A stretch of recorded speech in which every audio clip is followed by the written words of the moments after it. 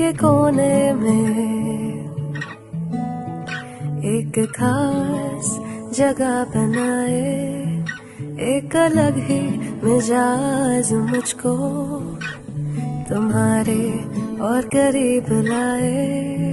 रिश्तों की खुशबुओं को और भी महकाए, जायका ये मोहब्बत का हम सफर हमें जिंदगी भर का हम सफर बनाए।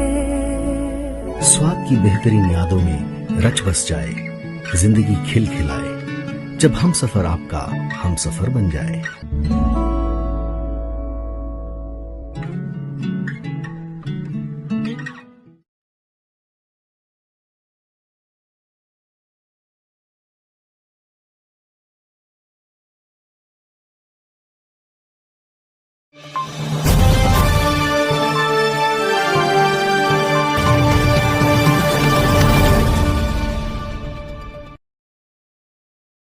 जी हाँ, हम बात कर रहे हैं Bicholi Hapsi Mayank blue water park road पर स्थित स्टाइलिंग स्काई लाइन रहवासी संघ की इसी मल्टी में रहने वाले 312 बीडी संजय तोषनीवाल अपनी शिकायत अपने रहवासी संघ के अध्यक्ष को एक आवेदन दिया, जिसमें बताया गया है कि स्टाइलिंग स्काई लाइन रहवासी संघ की पूर्व अधीक्षक मीना बुधोलिया ने डॉक्टर संतोष तोषनीवाल को मोबाइल पर व्हाट्सएप के जरिए आपत्तिजनक बातें कही, जिसको लेकर डॉक्टर तोषनीवाल ने रहवासी संघ के वर्तमान अध्यक्ष प्रतीक जैन को एक लिखित आवेदन दिया, जिसमें कहा कि पूर्व अध्यक्ष द्वारा मेरे मोबाइल पर आपत्तिजनक शब्दों का इस्तेमाल किया जा रहा है और मेरे परिवार को भी बीच में लाया जा रहा है।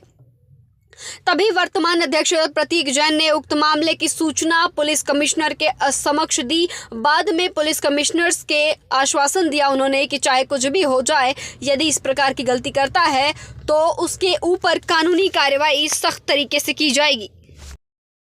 अध्यक्ष जो आपके रहवासी संघ के, उनको एक शिकायत की थी कि यहाँ की पूर्व में जो अध्यक्ष श्रीमती मीना बुधोलिया, उन्होंने आपके मोबाइल के व्हाट्सएप पर कोई आपत्तिजनक बातें कही है। क्या है ये पूरा मामला, बताइए जरा।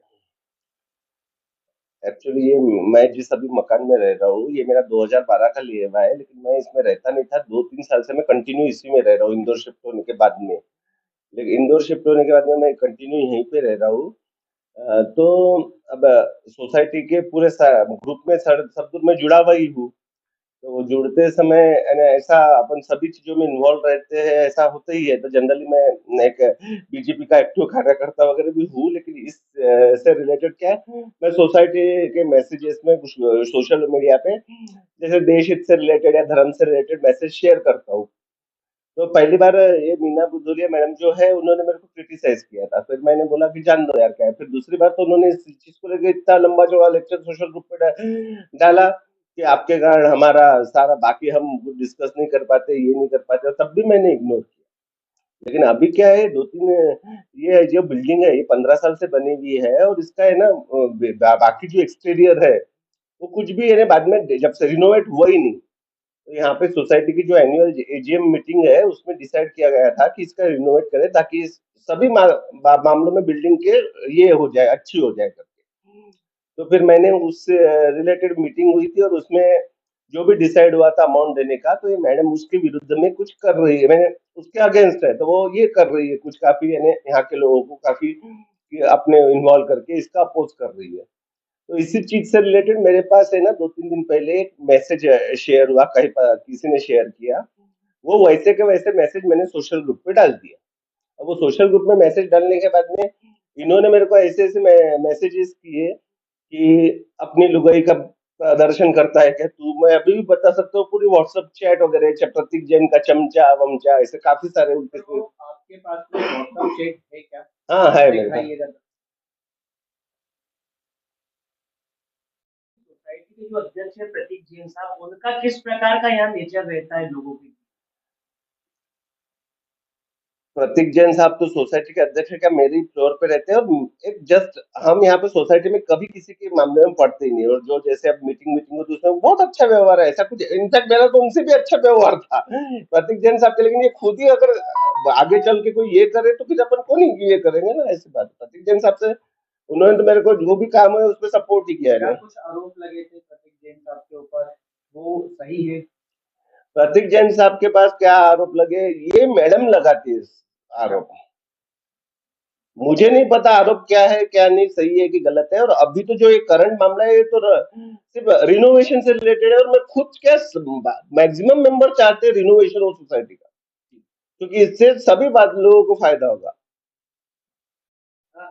प्रतीक जी, अभी हाल ही में एक शिकायत मिली है हमें कि डॉक्टर संजय तोषनीवाल जो आपके वहाँ निवास करते हैं, उनके द्वारा एक आवेदन आपको दिया गया था कि पूर्व अध्यक्ष जो यहाँ की थी, उन्होंने अश्लील भाषाओं का प्रयोग किया है, व्हाट्सएप पे चैट की है, उसी को लेकर आपको आवेदन दिया गया था। आप अध्यक्ष होने के नाते किस प्रकार की कार्रवाई कर रहे हैं?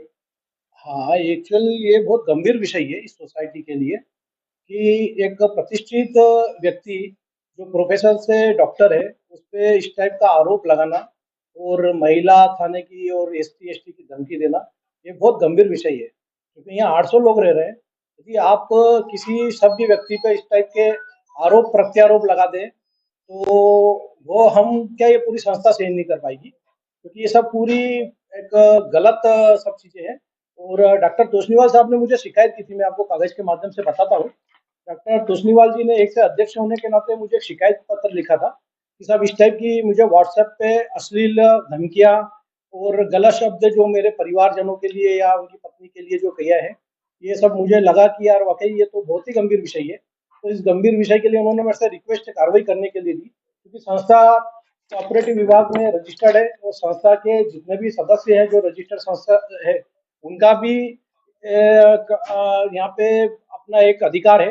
बाकी वो अधिकार का दुरुपयोग इस माध्यम से किसी की इज्जत को लेके करेंगे, तो संस्था बिल्कुल भी उसको मान्य नहीं की करेगी और हम उसके कार्रवाई के लिए आगे बढ़ रहे हैं। कहीं न कहीं देखा जाता है कि पूर्व अध्यक्ष जो है मीना भूटिया जी, उनके पति एक प्रतिष्ठित और एक अपने सरकारी विभाग में पदस्थ थे, जो पुलिस विभाग है, हाँ, उसमें पदस्थ थे। हाँ, ये तो बात उनको लेकर ऐसा लगता है कि वो कहीं न कहीं अपने पति के नाम का दुरुपयोग कर रहे हैं। हाँ, क्या कहेंगे?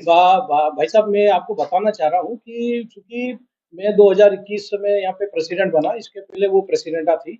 और जो पुराने लोग बताते हैं कि वो एक आतंक जो है वो सर का डरा के जो श्री नलिन भदौलिया जी का आतंक डर बना के और यहाँ पे किसी को कुछ भी बोल देती थी।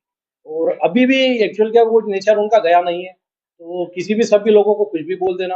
और अब तो उन्होंने हद ही कर दी, जो डॉक्टर तोषनीवाल को जो है वो उन्होंने शब्दावली का व्हाट्सएप पे प्रयोग किया है, वो इतना निंदनीय है कि मैं आपको बता भी नहीं सकता हूँ वो व्हाट्सएप जो उन्होंने किया है। तो इस पे हम निश्चित तौर पे कार्रवाई कर रहे हैं और ये बात सही है कि किसी भी सरकारी पद की धमकी बता के और किसी को डराना धमकाना, ये भारतीय कानून में का भी उल्लंघन है। आपने इस संबंध में पुलिस आयुक्त को ही पत्र लिखा है। क्या कहेंगे, क्या आश्वासन दिया गया है?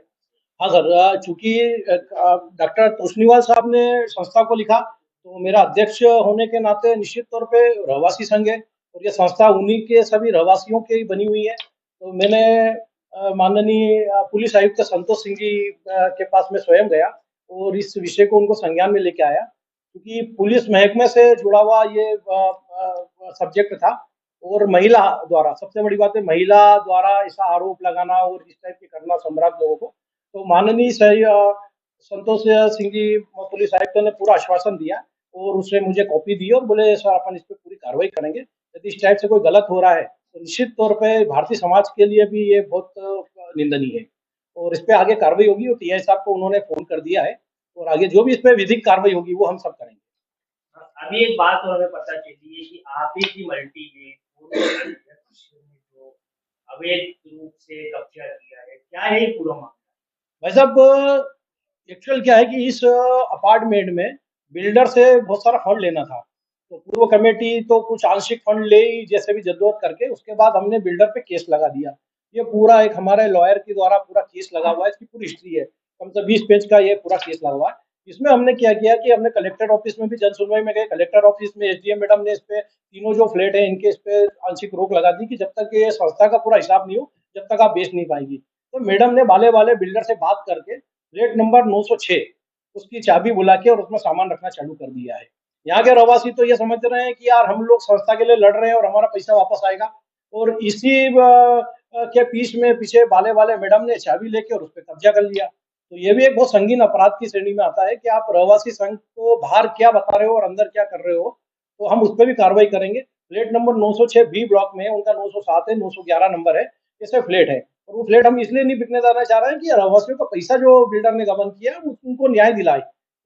और मैडम द्वारा ये निश्चित तौर पे ये पूरा कब्जा किया, रहवासियों को भी धीरे-धीरे पता चल रहा है और इसके लिए हम शीघ्र एक बड़ी मीटिंग भी बुलाएँगे। उसमें हम एक्सपोज़ भी करेंगे कि आप देखिए कि आप किन लोगों का साथ दे रहे हो, कि ये मतलब जो संस्था का हित कर रहे हैं आप लोग सब उन्हीं का साथ दे रहे हो। मरम्मत कार्य को भी लेकर यहाँ भारी विरोध हुआ था, क्या कहेंगे इस विषय में?